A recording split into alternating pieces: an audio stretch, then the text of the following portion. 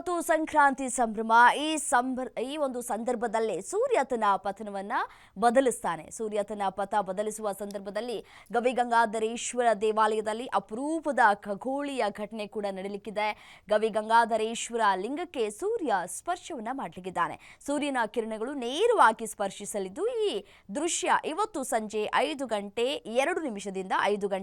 5:05 ನಡೆಯಲಿಕ್ಕಿದೆ. ಈ ವಿಶೇಷ ಕ್ಷಣವನ್ನ ವೀಕ್ಷಣೆ ಮಾಡುವುದಕ್ಕೆ ಹೆಚ್ಚಿನ ಸಂಖ್ಯೆಯಲ್ಲಿ ಭಕ್ತರು ಆಗಮಿಸುವ ನಿರೀಕ್ಷೆ ಕೂಡ ಇದೆ. ಅವರ ಅನುಕೂಲಕ್ಕಾಗಿ ಅಂತ ಹೇಳಿ ದೇವಾಲಯದಲ್ಲಿ ಸಕಲ ಸಿದ್ಧತೆಗಳನ್ನು ಕೂಡ ಮಾಡಿಕೊಳ್ಳಲಾಗಿದೆ. ಅಲ್ಲದೆ ಬೆಳಗ್ಗೆಯಿಂದಲೇ ಭಕ್ತರು ಆಗಮಿಸಿ ವಿಶೇಷ ಪೂಜೆಯನ್ನ ಕೂಡ ನೆರವೇರಿಸ್ತಾ ಇದ್ದಾರೆ. ಈಗಾಗಲೇ ಸೂರ್ಯನ ಕಿರಣಗಳು ಶಿವಲಿಂಗವನ್ನ ಸ್ಪರ್ಶಿಸೋದಕ್ಕೆ ಪ್ರಾರಂಭ ಕೂಡ ಆಗಿರುವಂಥದ್ದು. ಆ ದೃಶ್ಯದ ಲೈವ್ ಅಪ್ಡೇಟ್ ಅನ್ನ ನೀವು ಇವತ್ತಿನ ಸಂಜೆ ನಂತರ ನೀವು ನೋಡಬಹುದು. 5:02 ಆರಂಭ ಆಗುತ್ತೆ. ಕೇವಲ 3 ನಿಮಿಷದಲ್ಲಿ ಮುಗಿದೋಗ್ಬಿಡತ್ತೆ.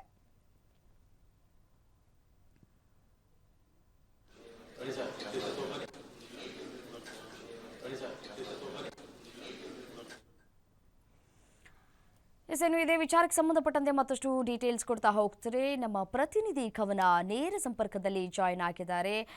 ಕವನ, ಇವತ್ತು ಸೂರ್ಯನ ಕಿರಣಗಳು ನೇರವಾಗಿ ಸ್ಪರ್ಶಿಸ್ತಾ ಇದೆ. ಸೊ ಹಾಗಾಗಿ ದೇವಸ್ಥಾನದಲ್ಲಿ ಯಾವ ರೀತಿಯಾದಂತಹ ಸಿದ್ಧತೆಗಳಾಗಿದೆ, ಮತ್ತೆ ಭಕ್ತರು ಈಗಾಗಲೇ ಆಗಮಿಸಿ ಪೂಜೆ ಪುನಸ್ಕಾರದಲ್ಲೂ ಕೂಡ ಭಾಗಿಯಾದಂತೆ ಕಾಣಿಸ್ತಾ ಇದೆ.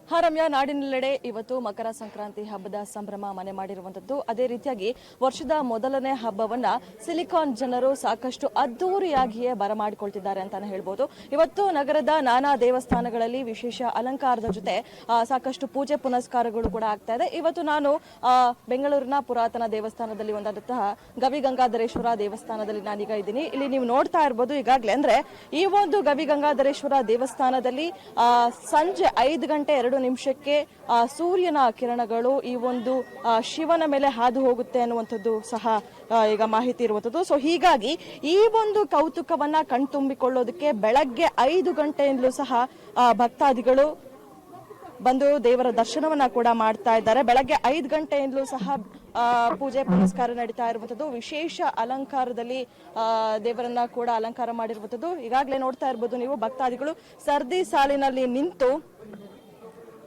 ದೇವರ ದರ್ಶನಕ್ಕೆ ಹೋಗ್ತಾ ಇದ್ದಾರೆ. ಅದೇ ರೀತಿಯಾಗಿ ಇವತ್ತು ಅಂದ್ರೆ ಎಲ್ಲಾ ದೇವಸ್ಥಾನಗಳಲ್ಲೂ ಕೂಡ ಪೂಜೆ ಪುನಸ್ಕಾರ ಆಗ್ತಾ ಇರುವಂತದ್ದು.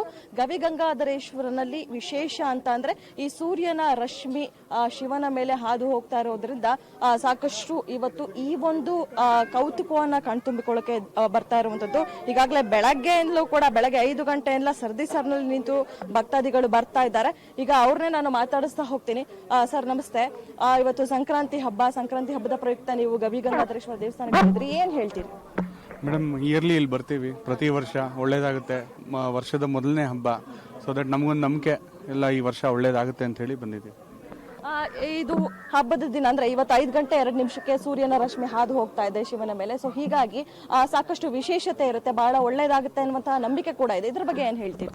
ಖಂಡಿತ ಮೇಡಮ್, ಇದು ಆವಾಗ 3rd ಸೆಂಚುರಿ 6th ಸೆಂಚುರಿಯಿಂದ ಏನೋ ನಡ್ಕೊಂಡ್ ಬಂದಿದೆ. ಸೊ ದಟ್ ನಮ್ಗೆ ಅಷ್ಟು ನಾಲೆಜ್ ಇಲ್ಲ ಅದು. ಸೊ ದಟ್ ಇಯರ್ಲಿ ನಂಬಿಕೆ ಬರ್ತೀವಿ ಮೇಡಮ್.